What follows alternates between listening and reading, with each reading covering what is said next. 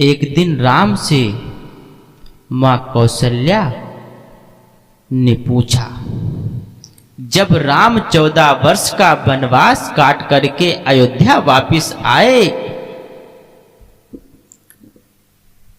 सीता का परित्याग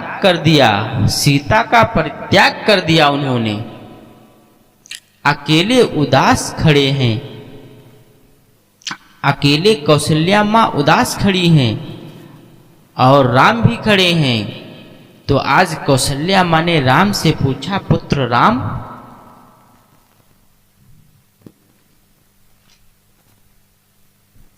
कैसा जीवन जी रहे हो? पूरे महल में बिना सीता के जीवन जी रहे हो? राम ने कहा, मां तू तो सब जानती है मैं कैसे जी रहा हूं। इतना त्याग, इतना बलिदान क्यों राम? 14 वर्ष जंगल में रहे, इतने कष्ट सहन किए और आज सब कुछ मिला है, फिर तुमने सीता का परित्याग कर दिया राम। राम बोले, मां ये राजधर्म है, रघुवंश धर्म है, रघुकुल है। तो मां ने कहा, ऐसा कैसे रघुकुल है, ऐसा कैसे रघुवंश धर्म है कि जब से मेरे पुत्र का विवाह हुआ है, एक दिन भी सुख की जिंदगी तेरे जीवन में नहीं आई, सुख की पल, सुख की घड़ी तुम्हारे जीवन में नहीं आई है। कौशल्या मां ने कहा, एक बात बताओ राम, इस सारे अयोध्या के लोग कहते हैं, ये सारी दुनिया कहती है कि राम तुम भगवान हो, ये लोग कहते हैं तुम अवतार पुरुष हो। बताओ राम, आज ये मां पूछती है, तुम इंसान हो या भगवान? राम ने मां के चरण छुए, मां की आंखें भर आईं। कौशल्या ने कहा, बताओ क्या तुम अवतार पुरुष हो, क्या तुम नारायण का अवतार हो, या इस धरती के भगवान कौन हो राम? कौन तुम राम हो? एक इस मां को उत्तर चाहिए आज, जानते हो? श्री राम ने कहा कि मां मुझे नहीं मालूम है कि मैं भगवान हूं, और मुझे नहीं मालूम है कि मैं अवतार पुरुष हूं, और मुझे ये भी नहीं मालूम है कि मैं महापुरुष हूं। तो फिर कौन हो तुम राम? बोले, मां मैं तो बस इतना जानता हूं कि मुझे नहीं मालूम कि मैं अवतार हूं या भगवान हूं, लेकिन मेरी मां मैं इतना जानता हूं कि जिसके सिर पर तेरी जैसी मां का हाथ होता है, वो इंसान भी भगवान बन करके दुनिया से विदा हो जाया करता है। मेरी मां, मां का हाथ सिर पर हो, वो इंसान नहीं, वो भगवान कहलाता है। मां तेरा आशीर्वाद मेरे सिर पर है, दुनिया भगवान कहे या ना कहे, जब तक तेरा आशीष तेरे सिर पर है, मैं राम इंसान नहीं, भगवान के जैसा जीवन जिया करता हूं। मेरे प्यारे, मां से बड़ा कौन है इस दुनिया में? मां से महान कोई नहीं है। लोग कहते हैं कि ब्रह्मा ने संसार बनाया है, लोग कहते हैं विष्णु इस संसार का पालन करते हैं। ध्यान रखना, लोग कहते हैं कि महादेव संसार का विनाश करते हैं, लेकिन मानवर करते होंगे, परंपरा में लिखा है, इस्लाम कहता है कि अल्लाह ने दुनिया बनाई है, हिंदू कहता है ब्रह्मा ने दुनिया बनाई है, लेकिन जैन कहते हैं प्रकृति ने दुनिया बनाई है। लेकिन मैं सरोज दास ये कहता हूं बनाई होगी। हिंदू मानता है, मैं इसका भी सम्मान करता हूँ। इस्लाम की मान्यता है, मैं उसका भी सम्मान करता हूँ। जैनों की मान्यता है, मैं इसका भी सम्मान करता हूँ। लेकिन मैं एक मान्यता और लेकर के जीता हूँ। मुझे नहीं मालूम मेरे भाई, मुझे नहीं पता कि ब्रह्मा ने धरती को बनाया है। मैं ब्रह्मा को नहीं देखा आज तक, मैंने अल्लाह को नहीं देखा, मैंने राम को नहीं देखा, मैंने महावीर को नहीं देखा। लेकिन मेरे प्यारे, मैं एक चीज में आप के सामने बहुत विश्वास के साथ कहता हूं, बहुत आत्मीयता के साथ कहता हूं, बड़े कॉन्फिडेंस के साथ में कहता हूं कि ब्रह्मा ने मुझे बनाया। मुझे नहीं मालूम ब्रह्मा ने बनाया या नहीं बनाया, लेकिन मेरे माँ बाप ने मुझे जरूर बनाया है, मैं इतना जरूर जानता हूं। ब्रह्मा का तो मुझे कुछ नहीं पता, विष्णु सृष्टि का पालन करते हैं या नहीं करते हैं, लेकिन मेरे बाप मेरे लिए बहुत पालन किया है, ध्यान रखना। और महादेव इस दुनिया को मिटाते हैं या नहीं मिटाते हैं, माँ बाप अपने बच्चों की बुराइयों को जरूर मिटाया करते हैं, ध्यान रखिए। मेरा आपसे एक ही आग्रह है, एक ही निवेदन है कि यदि कोई मुझसे पूछा जाए कि ब्रह्मा कौन है, विष्णु कौन है और महेश कौन है, अरे जिस माँ ने मुझे बनाया है मेरे लिए, तो मेरे प्यारे माँ ही ब्रह्मा हुआ करती है, और जो माँ बाप पालन पोषण करते हैं वो ही विष्णु हुआ करते हैं, और मेरे लिए माँ ही महेश और माँ ही ब्रह्मा और माँ ही विष्णु और माँ ही महेश हुआ करती है। ध्यान रखिए, अपनी जिंदगी को देखना। माँ बाप ने हमारा सृजन किया है, हमारा पालन किया है और हमारी बुराइयों को मिटाया है। माँ ही ब्रह्मा, माँ ही विष्णु, माँ ही महेश हुआ करती है। ध्यान रखना, माँ से बड़ा कौन है? मेरे प्यारे, मैं आपसे निवेदन करता हूं, लोग मंदिरों में जाते हैं, मस्जिदों में जाते हैं, गुरुद्वारे में जाते हैं, चर्च में जाते हैं। मैं ये नहीं कहता हूं कि मत जाओ, जाओ, लेकिन मंदिरों में जाते हो, आप पूजा करते हो, पाठ करते हो। मेरे भाई, जरा एक बात विचार करना, मंदिरों में किसकी पूजा करते हो? एक पत्थर को भगवान बनाते हो, जयपुर से मूर्तियां लेकर के आ जाते हो, उसकी प्राण प्रतिष्ठा करते हो, उस पर मंत्र देते हो। अरे उस पत्थर को भगवान बनाने वाले भी तुम ही हो, और तुम ही भगवान बना लेते हो, तुम ही उसकी पूजा करने लगते हो, तुम ही उसकी आराधना करने लगते हो।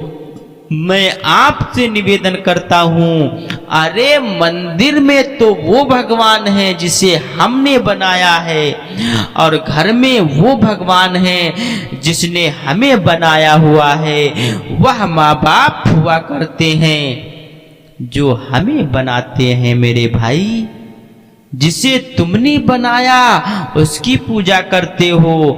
आज से एक पूजा और शुरू करना, जिसने इस दुनिया में मुझे बनाया है वो भी किसी भगवान से कम हो। लेकिन एक बात याद रखना, मंदिर का भगवान तो मांगने के बाद वरदान देता है, पूजा के बाद वरदान देता है।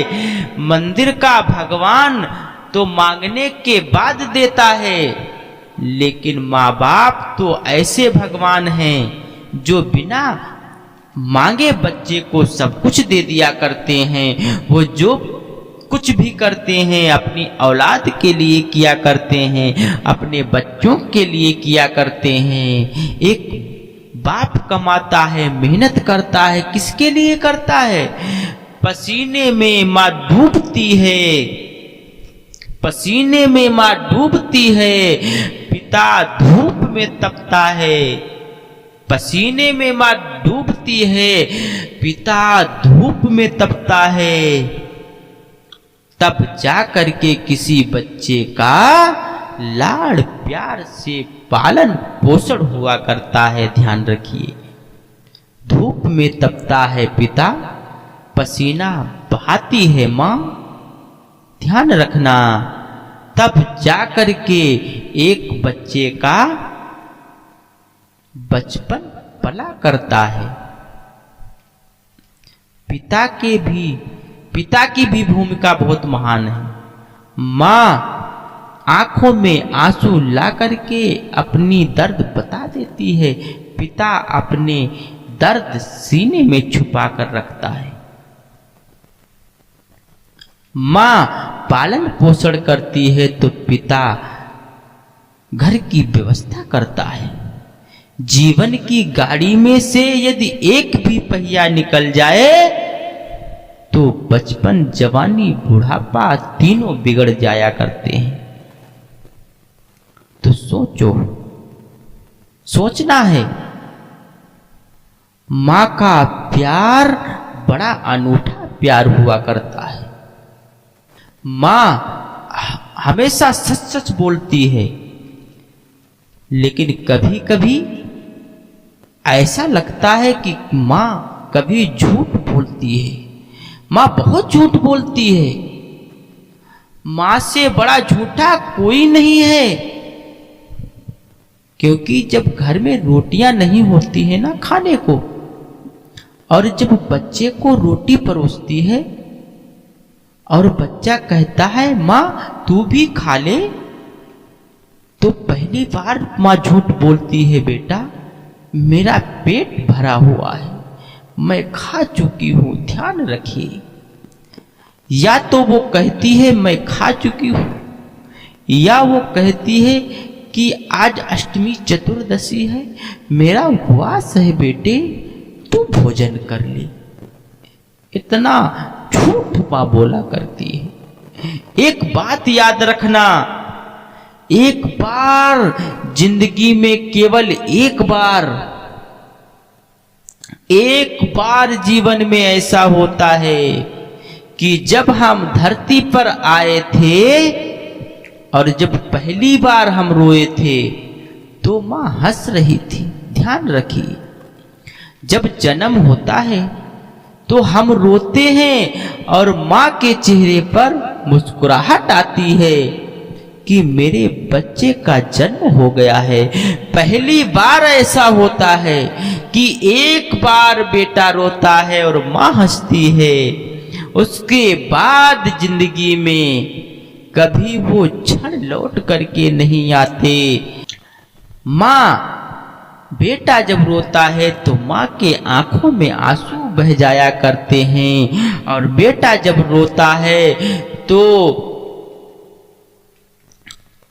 मां के आंखों में आंसू आ जाते हैं। लेकिन ऐसा जीवन में दोबारा कभी नहीं होता है, केवल जन्म के समय होता है। लेकिन वो मां भूल जाती है कि आज मेरा हंसना कल मेरे लिए जिंदगी भर के लिए आंसू बन जाएंगे। ध्यान रखिए, इतनी मन्नतें मांगती है कि माँ जब औलाद नहीं होती है, जाती है, दर दर माथा टेकती है, दरगाहों में जाती है, मंदिरों में जाती है, संतों के दर पर जाती है कि हमें औलाद नहीं हो रही है। कितनी मन्नत से बच्चे को जन्म देती है, कितनी मेहनत से बच्चे को जन्म देती है, कितने अरमानों से बच्चे को जन्म देती है एक माँ। दुख तो तब होता है जब बुढ़ापे में उसका बेटा उसकी अपेक्षाएं किया करता है। ध्यान रखिए मेरे प्यारे, एक बूढ़ा था,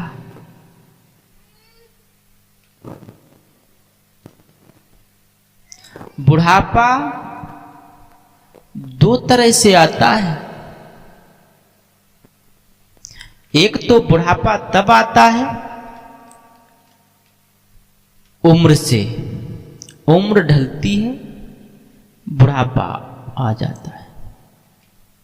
एक बुढ़ापा तब आता है जब उम्र से पहले आदमी बूढ़ा हो जाता है, समय से पहले आदमी बूढ़ा हो जाता है। उम्र से बुढ़ापा आए तो कोई बात नहीं है, और समय से पहले बुढ़ापा तब आता है जब अपनी औलाद बुढ़ापे में मुंह फेर लिया करती है। अपने ही घर में जब परायेपन का बोध होता है, अपने ही घर में जब अनजान हो जाते हैं, अपने ही घर में जब जो है घुसते हुए डर लगने लगता है, अपने ही घर में जब खांसते हुए डर लगने लगता है, अपने ही घर में जब आवाज करने में डर लगने लगता है, तो उम्र से पहले बुढ़ापा आ जाया करता है। ध्यान रखना व्यक्ति को। आज घरों की यही हाल है। माँ बाप ऐसे जी रहे हैं, डर डर के माँ बाप जी रहे हैं। अपने घर को अपना घर कहने में उन्हें सोचना पड़ रहा है। ये हालात इस देश के निर्मित हो रहे हैं। माँ बाप उपेक्षित हैं। जननी और जनक जिन्हें हृदय का स्थान देना चाहिए, आज वो डोर में पड़े हुए हैं, पायदान बने हुए हैं हमारे घर के दरवाजों पर। ध्यान रखना, आज बूढ़ा अपने बच्चों के साथ तो रहता है, लेकिन वैसा नहीं रहता जैसे बच्चे बचपन में उसके साथ रहा करते थे। ध्यान रखना, रहते जरूर हैं घरों में, खुशियां छिन गई, बुढ़ापा अभिशाप हो गया। जब अपने ही बच्चे मुंह मोड़ लेते हैं, एक बात याद रखना, माँ बाप को जिंदगी में 2 बार बहुत दुख होता है, बहुत दुख होता है, केवल 2 बार ऐसा दुख होता है, इससे बड़ा दुख माँ बाप के जीवन में कभी नहीं आता है। पहला दुख तो तब होता है अपनी ही बेटी बड़ी हो जाती है, और बड़ी होकर के जब डोली में उसे विदा करता है, तो चट्टान से चट्टान हृदय वाला बाप भी के आंखों में आंसू आ जाया करते हैं, आंसू फूटने लगते हैं, उसकी भी आंखें भर आती हैं। अपनी बेटी जब ससुराल जाती है, डोली में बिठाता है, कितना भी कठोर पत्थर का दिल क्यों न हो, डोली में जब विदा होती है बेटी, तो बाप का हृदय रो पड़ता है। ध्यान रखिए, पहली बार माँ बाप को तो दुख होता है जब बेटी घर छोड़ती है, और उससे भी ज्यादा दुख होता है जब बेटा बुढ़ापे में मुंह मोड़ता है। माँ बाप को बहुत दुख हुआ करता है अपनी जिंदगी में, जब स्वार्थीपन का प्रमाण पत्र दिया जाता है, जब माँ बाप को लाभ हानि के तराजू पर तौला जाता है, जब माँ बाप को बुढ़ापे में ये प्रमाण पत्र मिलता है कि तुम्हारे पास है क्या। आज बेटा कहता है बाप से, तुमने हमारे लिए क्या किया है।